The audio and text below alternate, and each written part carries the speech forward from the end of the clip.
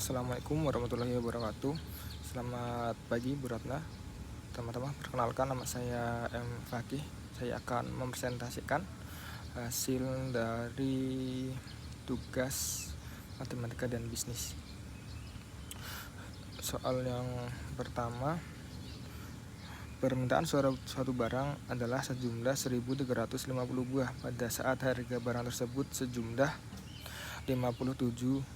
Apabila setiap kenaikan harga sebesar 1.560 akan menyebabkan jumlah permintaan mengalami penurunan sebesar 130. Bagaimana fungsi permintaannya? Nah, untuk menjawab itu berarti kita harus mencari nilai kemiringan slope.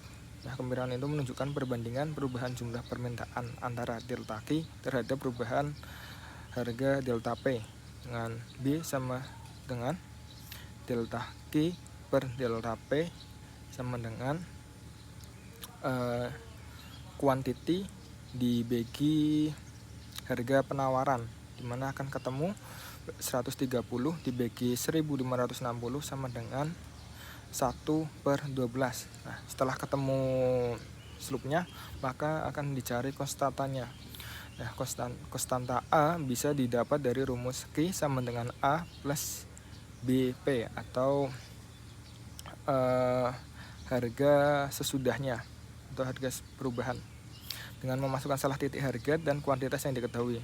A sama dengan quantity A sama dengan quantity dikurangi BP sama dengan 1.350 dikurangi 1/12 atau hasil dari slope tadi, dan dimasukkan harga kuantitasnya yaitu Rp57.000. Akan ketemu konstantanya atau A sama dengan 1.350 plus 4.750 sama dengan jadinya 6.100. Nah, hasil fungsi permintaan barang tersebut adalah jadinya Q sama dengan 6.100 dikurangi 1/12 atau hasil dari slope-nya, atau Q sama dengan 6.100 dikurangi 0,0883. Itu jawaban untuk nomor 1.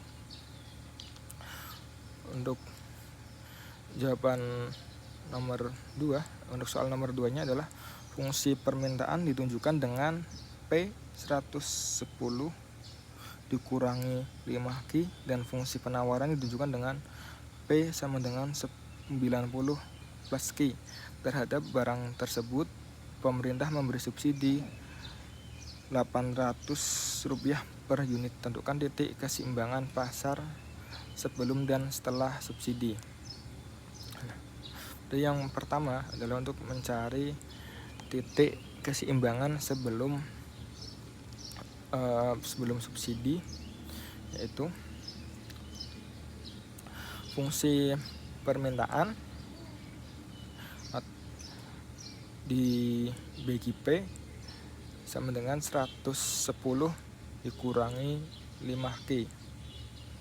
Nah, untuk fungsi penawarannya atau PS per P sama dengan 90 plus 5Q. Pemerintah memberikan subsidi sebesar 800 per unit. Tujuan menentukan titik keseimbangan pasar atau Q dan P sebelum dan setelah subsidi. 1. Keseimbangan sebelum subsidi terjadi ketika fungsi permintaan sama dengan fungsi penawaran. Jadi dimasukkan 110 dikurangi 5Q sama dengan 90 plus 5Q, dipindah ruas menjadi 20 sama dengan 10Q. Q sama dengan 2. Kemudian substitusikan dengan Q per P sama dengan 110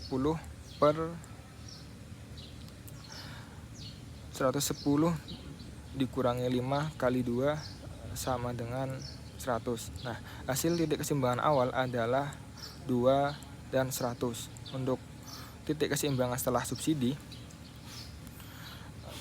akan menurunkan harga penawarannya, sehingga fungsi penawaran baru menjadi PS baru atau penawaran baru sama dengan penawaran setelah subsidi atau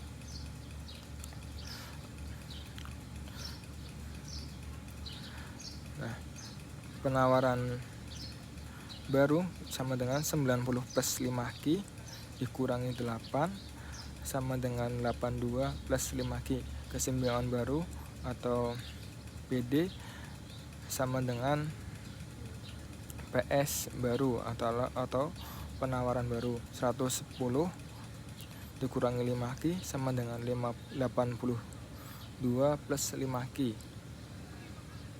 28, sehingga menjadi 28 sama dengan 10, atau dipindah ruas dulu ya, 28 sama dengan 10Q, kuantitinya menjadi 2 dan 8. Kemudian disubstitusikan Q per P sama dengan 110 dikurangi 5 dalam kurung 2,8 sama dengan 110 dikurangi 14 sama dengan 96. Nah, untuk hasil titik keseimbangannya adalah setelah subsidi 2,8 dan 96. Dan untuk soal nomor 3,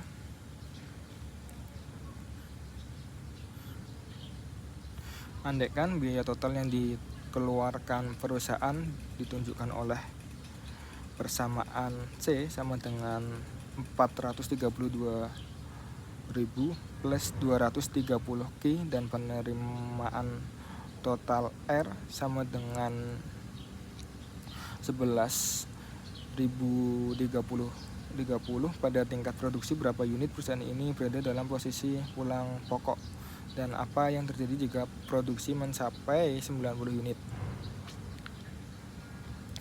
Nah, untuk itu pertama berarti kita harus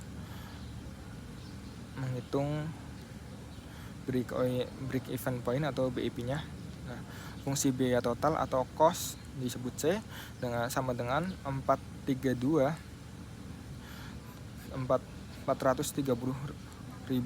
plus 230Q atau kuantitinya. Fungsi penerimaannya atau total revenue-nya R sama dengan 11.030Q. Tujuannya untuk mencari tingkat produksi atau kuantiti di mana perusahaan pulang pokok atau break even point atau BIP.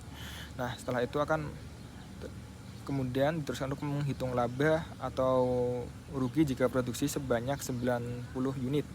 Tuh, pertama tentukan dulu pulang pokoknya atau BIP-nya. Pulang pokok terjadi ketika biaya total sama dengan penerimaan atau revenue sama dengan cost.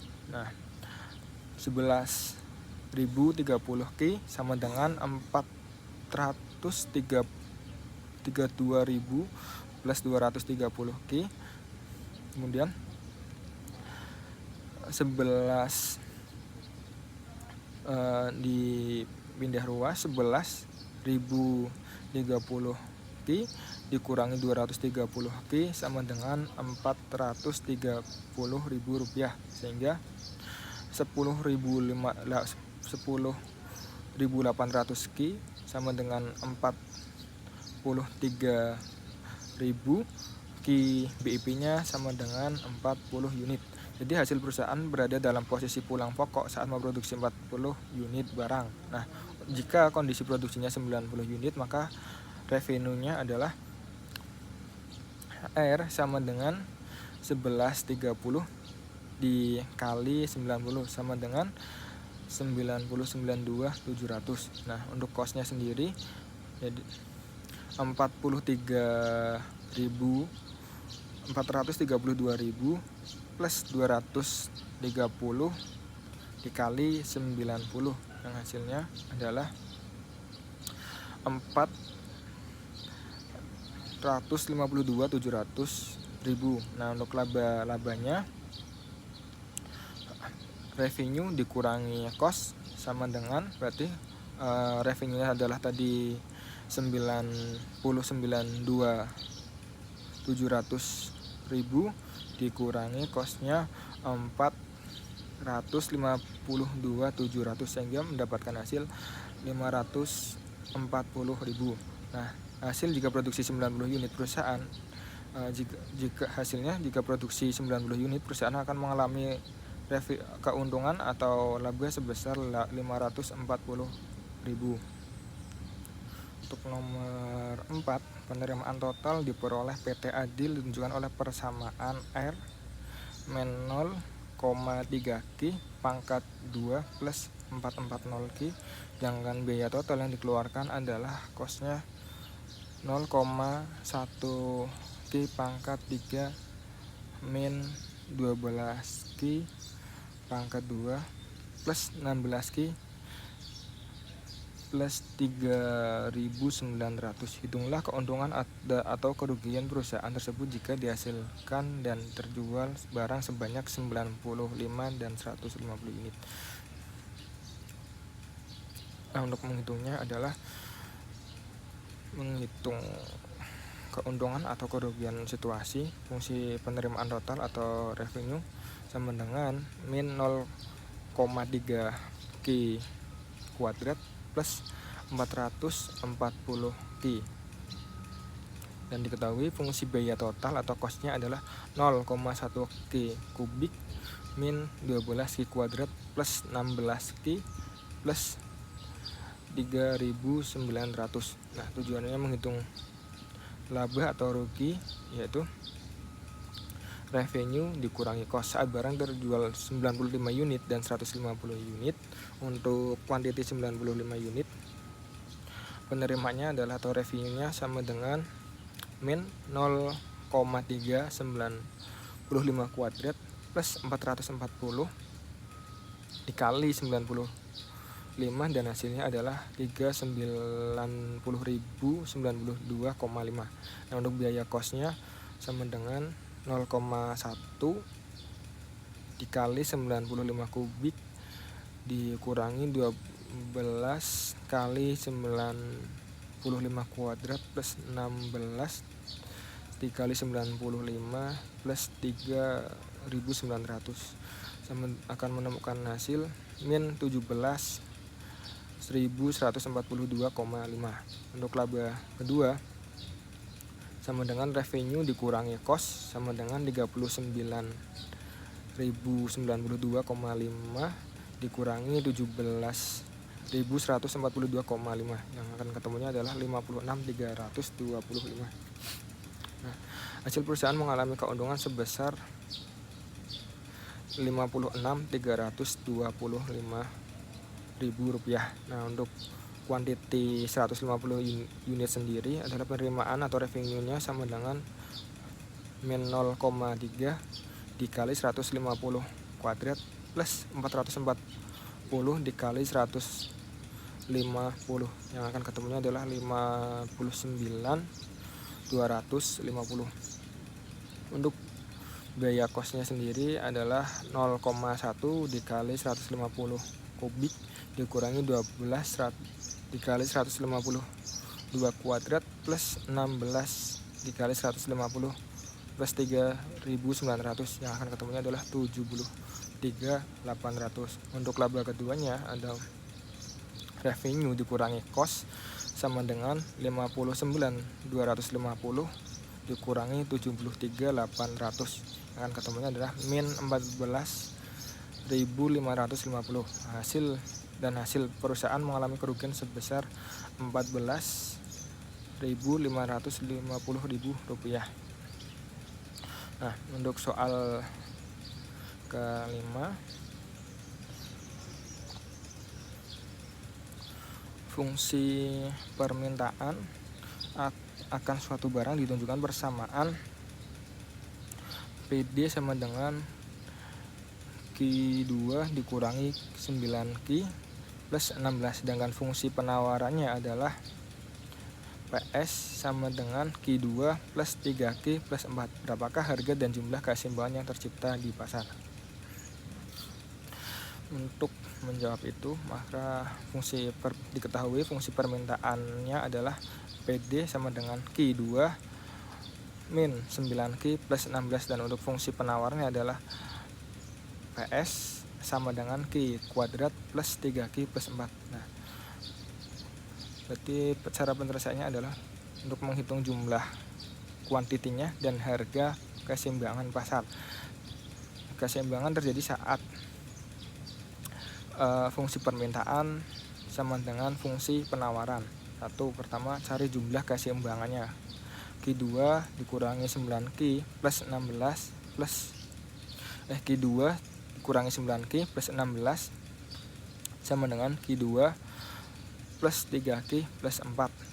Nah, 9Q dikurangi 3Q sama dengan 4 min 16 disederhanakan, 12Q sama dengan min 12, yang hasilnya adalah Q sama dengan 1. Setelah itu cari harga keseimbangan, lalu substitusikan dari hasil jumlah keseimbangan dari kuantitinya.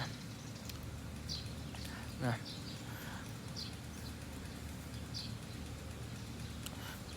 P sama dengan 1 kuadrat dikurangi 9 dikali 1 plus 16. P sama dengan 1 dikurangi 9 plus 16, yang akan ketemunya sama dengan 8. Jadi harga keseimbangannya adalah 8 dalam kuantiti 1. Nah, itu adalah hasil dari presentasi saya atau tugas matematika yang Bu Ratna berikan. Kurang lebihnya mohon maaf. Wassalamualaikum warahmatullahi wabarakatuh.